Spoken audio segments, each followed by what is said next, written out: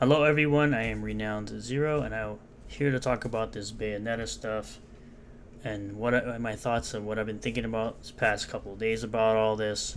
And I've collected my thoughts and I'm going to give them here in this video. But before we get started, be sure to hit the like button if you do like the video, comment below what you think, subscribe for more content, and we're going to jump right into it. Now we'll start off by saying, yes, I took Hellena Taylor's claims at face value right away and said that I would boycott this game. I will most likely still be boycotting this game because at the end of the day, both sides lied. VA should be paid more for their work, but I will go into more detail as I go through this article here from Bounding in the Comics. Former Bayonetta voice actress Hellena Taylor denies lying over a Bayonetta 3 pay dispute, contradicts own recollection of the event. Because I think I was doing my research and I see, Bounding in the Comics got an article ready to go and they've compiled it better than I ever could. So I'm going to be using them and I hope you guys check out their website and check out their YouTube channel. Back to the article. Hellena Taylor has dismissed claims that she lied about her Bayonetta pay dispute. In doing so, the voice actress seemingly contradicted her own recollection of the event by revealing Platinum Games' initial pay offer was different than the one she had claimed. Platinum Games initially claimed the character of Bayonetta was now being voiced by Jennifer Hale, as various overlapping circumstances made it difficult for Hellena Taylor to reprise her role. So here's the problem I have. Yes, everyone's out here calling Hellena a liar, saying that she has a different recollection, saying that the final offer was $4,000, when we come to find out it's actually $15,000. But at the same time, Platinum Games lied too. They lied as to why she couldn't voice the character. So she lied about the pay thing. They lied about why she couldn't take the voice role. It's like both sides lied here. And now we're supposed to believe a bunch of crap from a person like Jason Schreier, who's in the past lied about shit before. So we're supposed to take his word at face value while people aren't taking Helena's words at face value. Somehow we're supposed to believe what he says. But I digress. I'm going to get into that later. The former Bayonetta voice performer alleged this information was false, however. Along with having plenty of time to spare to take the role, the voice actress claimed Platinum Games sent her an assaulting offer even after reaching out to Bayonetta series creator Hideki Kamiya, which he calls people insects if you don't speak to him in Japanese. Like, he doesn't like if you don't talk to him in Japanese, so you're gonna call me an insect because I don't want to talk to you in your language. Like, bro, it's another insult to injury. She claimed her final offer was $4,000. She quotes, "This is an insult to me, the amount of time that I took to work on my talent and everything that I've given to this game and to the fans." Taylor calling fans to boycott Bayonetta 3, giving the money that they would have given to charity. She confessed to have suffered depression, anxiety, and suicide thoughts due to people all over the world did not get paid properly for their talents and didn't fear reprisal from breaking her NDA. "I can't even afford to rent a car. What are you going to take my clothes? Good luck to them." Insider sources speaking to Bloomberg and others then claimed Taylor's initial offer was $3,000 to $4,000 across 5 sessions, 4 hours per session, which would have totaled to at least $15,000. Which, once again, like I said, they could have insider sources. I'm not going to go ahead and believe this right away. I did believe Hellena right away, and I'm sorry that I did something like that. I should have waited for more information. But at the same, here, people are going out doing the exact same thing with Bloomberg that they said not to do with Hellena, right? So you're going to go out and automatically take Bloomberg's word at face value with no documents, no emails, no actual evidence to anything they claim. Yet I'm supposed to be out here saying I shouldn't do this with Hellena, but you're telling me I should do it with Bloomberg, especially with Jason Schreier, who literally blocks people who don't agree with what he says. I'm supposed to take this at face value somehow, but not supposed to take. I'm supposed to take this at face value, but I'm not supposed to take at face value what Hellena says. It's like a double standard and an hypocrisy that I do not like from people on YouTube. This was allegedly a significant increase from her alleged pay for Bayonetta 2. In response, the performer allegedly demanded a 6-figure pay in residuals, which allegedly demanded a 6-figure pay. Again, there's no evidence to support that she demanded a 6-figure pay, right? And residuals. Which actually I think, yeah, so there's no proof of this. As lengthy negotiations broke down, a new voice actress for Bayonetta 3 was sought. Insiders also corroborated she had previously suffered depressive episodes and was reportedly offered a cameo role, later paying $3,000 to $4,000 for a single session.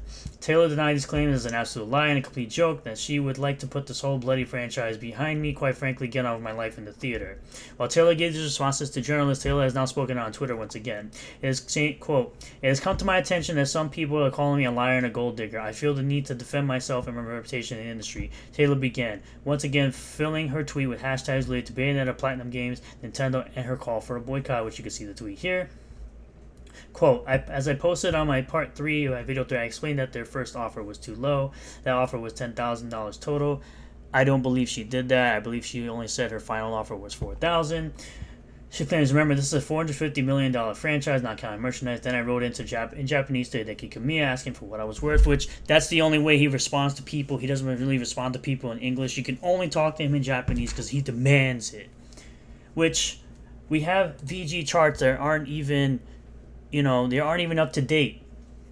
They aren't even up to date. This is probably anywhere between 200 and 250 million that's actually reported here, because you don't have the sales for Bayonetta for PS4 or Xbox One, and some other digital sales are not shown here. So we can't take her 450 at face value anymore.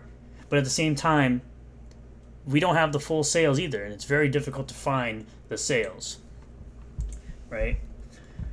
I thought that as a creative he would understand. He replied, saying how much he valued my contribution to the game and how much the fans would want me to voice the game. This matches what Taylor had said prior, but with her adding the claim, I was then offered an extra $5,000, which she had an extra $0. Fans have been debating that last figure, that though it appears to be $5,000 additional $0 by mistake rather than $50,000, of course. So I declined to voice the game. I then heard nothing from them for 11 months. The voice actress insists. Then they offer me a flat fee to voice some lines for $4,000. Any other lies, such as $4,000 for 5 sessions, are total fabrications. We have the tweets right here. If true, this could suggest the final offer for $4,000 developed made to her would have been for a cameo role, rather than the multiple sessions to voice Bayonetta herself. Information Taylor may or may not have intentionally omitted in her original video. There were not extensive negotiations. I've also been informed of ridiculous fiction such as I asked for $250,000. I'm a team player asking for a fair living wage in line with the value that I bring to the game, which she's the main character. Of course she brings value to the game. There would be no Bayonetta without the voice actress, right? The former Bayonetta voice actress also stated she wanted a dignified living wage in her original videos. The UK national living wage is £9.50 an hour, which roughly amounts to $10.81 US. It should be noted that even the 4,000 figure, regardless if it was from 4 or 20 hours, were vastly outclasses that figure below, let alone 10,000 later 15,000 offer.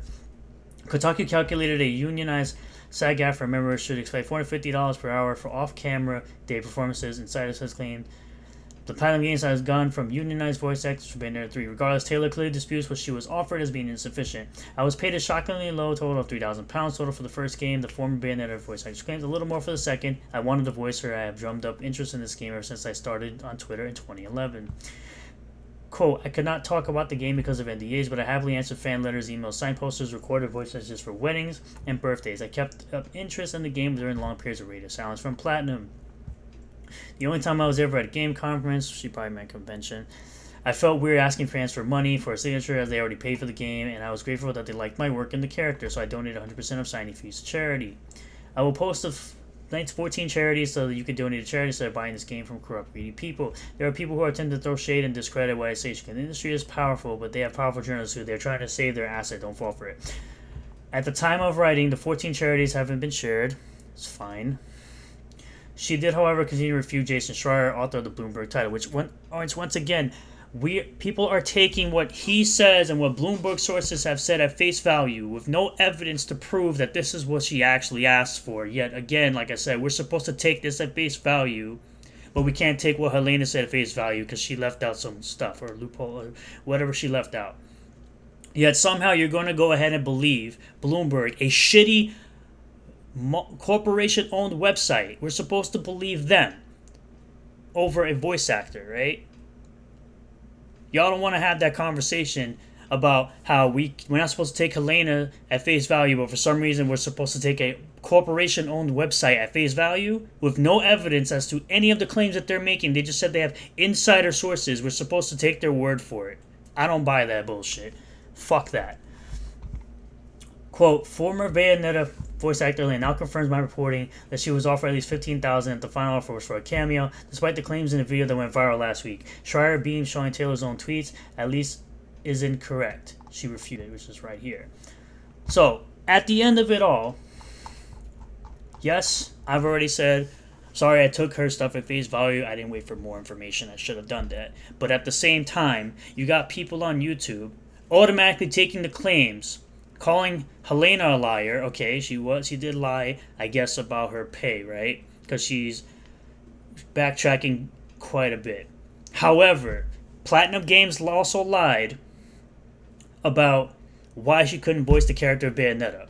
And now automatically people are taking what Bloomberg says, Jason Schreier says at face value. Meanwhile, this is a guy who's lied in the past about certain reports, and he blocks people on Twitter for not agreeing with said reports and finding out when he lies about stuff and not agreeing with what he says. But for some reason, we're automatically supposed to take the word of a corporation-owned website like Bloomberg.com.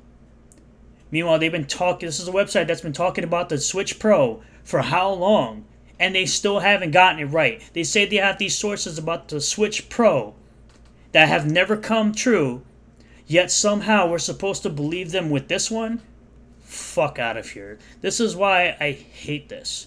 It's like, show me the evidence, show me the sources, show me the paperwork that says, or the emails that say she was offered this. Where are the sources? Where's the actual evidence to support your claims?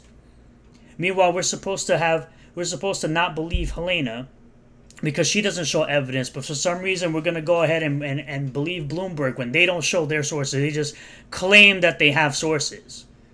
And this is the problem with this kind of thing. Believe one because they don't show evidence, but don't believe the other because they didn't show evidence. That's just not right. Fuck all that. That's bullshit. Show me the evidence that you have, or I don't believe anybody. How about that?